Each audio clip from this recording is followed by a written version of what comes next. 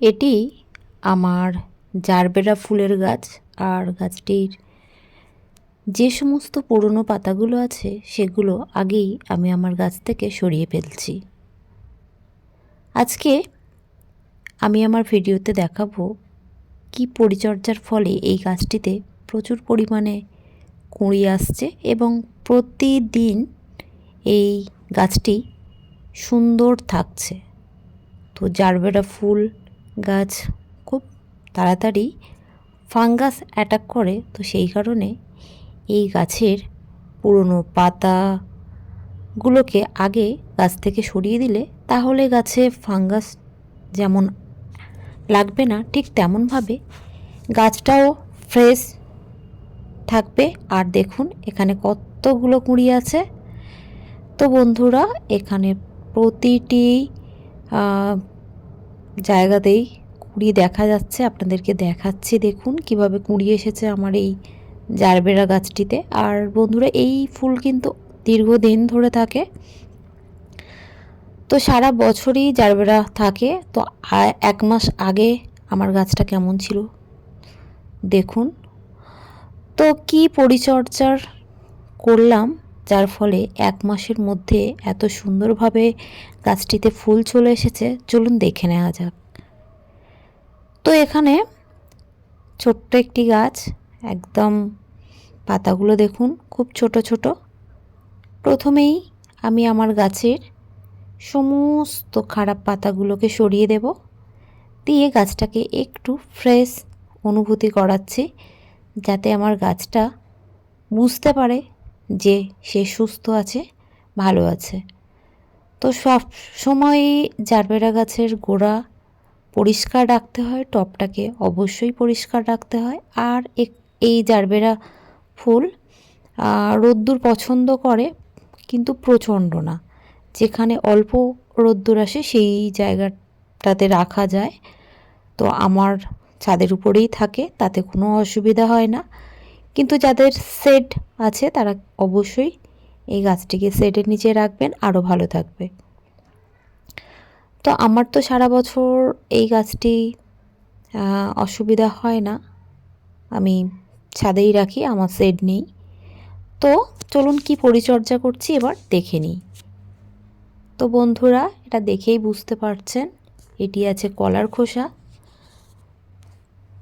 এই কলার খোসার মধ্যে আছে প্রচুর পরিমাণে পটাশিয়াম, যা আমাদের গাছের ফুল আনতে সাহায্য করবে।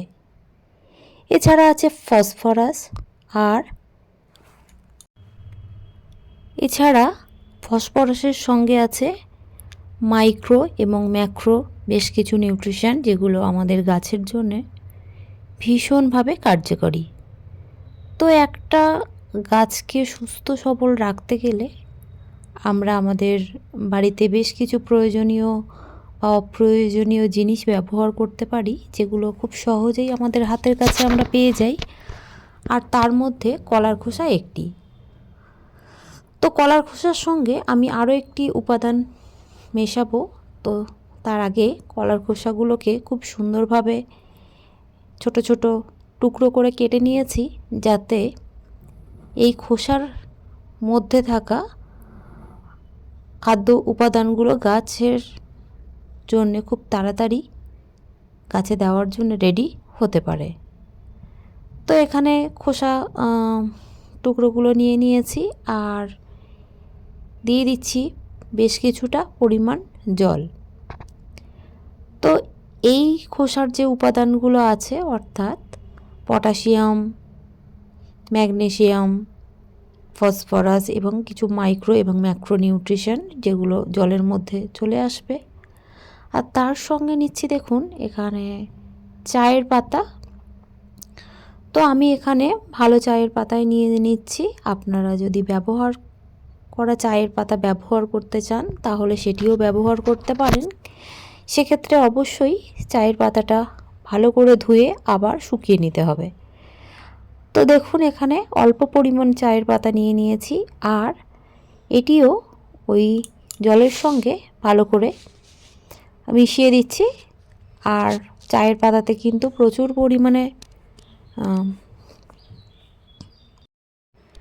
নাইট্রোজেন আছে, যা আমাদের গাছকে বৃদ্ধি হতে সাহায্য করবে। এবার জলটাকে রেখে দেব 7-8 ঘন্টার জন্যে, বা আপনারা চাইলে সারা রাত্রি এই জলটি ভিজিয়ে রাখতে পারেন, কোনো অসুবিধা নেই, আরও ভালো হবে।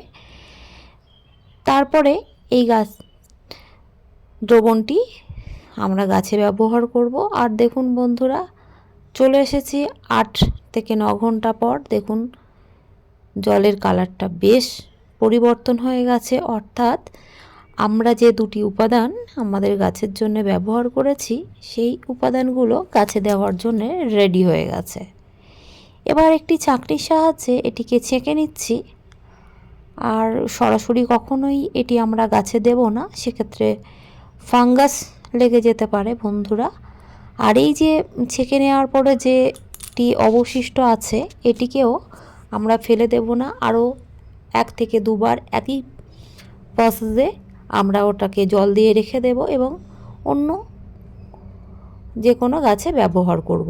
এবার দেখুন এটি যে তরলটি তৈরি হয়ে গেছে এর মধ্যে পর্যাপ্ত পরিমাণে জল দিয়ে দিচ্ছি, কারণ এটি সরাসরি কখনোই গাছে দেওয়া যায় না। প্রচণ্ড পরিমাণে একটি উন্নত মানের সার তৈরি হয়ে গেছে, তাই অবশ্যই গাছকে আরও পাতলা করে দিতে হবে যাতে গাছ সেটি সহ্য করতে পারে। এবার দেখুন গাছটির গোড়ায় পর্যাপ্ত পরিমাণে আমি এই লিকুইডটি দিয়ে দিয়েছি। আর বন্ধুরা আরও কিছু লিকুইড আমি এখানে দেব, গাছের পাতাগুলোকেও ভিজিয়ে দিচ্ছি। আর এবার বাকি যে জলটা আছে এটি আমি স্প্রেয়ারে ভরে নেব। তো স্প্রেয়ারে ভরে নেওয়ার পরে কি হবে, এই জলটি দিয়ে আমি যখন সমস্ত গাছটাকে স্প্রে করে দেব, গাছের পাতাগুলো ধুয়ে যাবে, পরিষ্কার পরিচ্ছন্ন যেমন হবে ঠিক তেমনভাবে গাছের পাতাতেও সার প্রয়োগ করার ফলে গাছ দ্রুত এই সার গ্রহণ করতে পারবে। আপনারা যখন শুধুমাত্র যদি গোড়াতে ব্যবহার করেন তো সেক্ষেত্রে গাছের কিন্তু শিকড়ের মাধ্যমে পৌঁছানো অনেকটা দেরি হয়ে যাবে, কিন্তু আমরা যখন এইভাবে কোনো গাছে পাতাতে খাবার স্প্রে করে দেব, গাছ দ্রুত সেই খাবার গ্রহণ করতে পারবে। আর খুব তাড়াতাড়ি গাছ সেই খাবার গ্রহণের ফলে গাছটি দ্রুত বৃদ্ধি হবে এবং ফল ফুল দেওয়ার জন্য তৈরি হয়ে যাবে। তো দেখুন একদম গাছটা ভিজিয়ে দিলাম। তো এইভাবে সপ্তাহে 1 দিন করে আমি এই একই পরিচর্যা করছি বা করেছি। আর পরবর্তীতে যে ফল পেয়েছি সেটি আপনাদের সামনে চলে এসেছে। তো আবারও এই গাছটিতে স্প্রে করা হচ্ছে, কোনো রকম কোনো অসুবিধা হবে না। অবশ্যই প্রতি সপ্তাহে 1 দিন করে এই খাবারটি স্প্রে করুন এবং গাছের গোড়ায় দিন। দেখবেন আপনার গাছেও পর্যাপ্ত পরিমাণে ফুল হবে এবং গাছের পাতাগুলোও দ্রুত বড় হয়ে যাবে।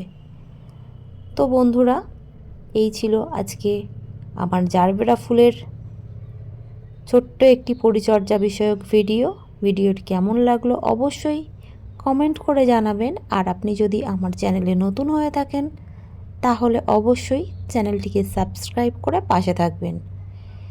ফিরে আসছি নতুন কোনো বিষয় নিয়ে, নতুন কোনো গাছ নিয়ে। টাটা।